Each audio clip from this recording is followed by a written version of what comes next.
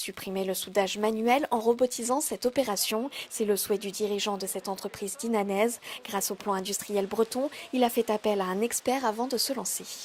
À la lueur des conseils qui nous ont été donnés, ça nous a permis à un moment donné de dire on n'y va pas et de façon raisonnable de prendre le parti de ne pas franchir le pas là où on aurait pu le faire de façon inappropriée ou peut-être inconsidérée.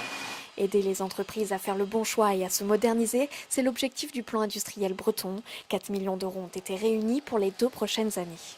L'économie est en plein bouleversement, l'industrie est en plein bouleversement. Et ceux qui demain seront compétitifs sont ceux qui s'imprégneront, qui auront anticipé, qui se seront engagés dans toutes ces mutations, dans cette dynamique d'industrie du futur, d'usine 4.0, en intégrant du digital, du numérique, de nombreuses solutions, y compris de cybersécurité ensuite derrière. Et donc en effet, l'idée elle est de se dire d'accompagner nos acteurs industriels à s'engager dans ces mutations. Le plan est financé par la région Bretagne, l'Europe et par les professionnels du secteur. L'objectif est de parler d'une seule voix et de donner de la lisibilité aux aides.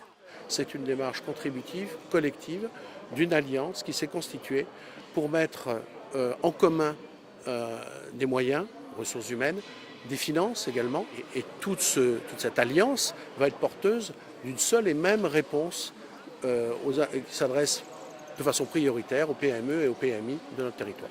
Et en donnant une image plus moderne, les industriels espèrent aussi redonner de l'attractivité à certains métiers où il leur est parfois difficile de recruter faute de candidats.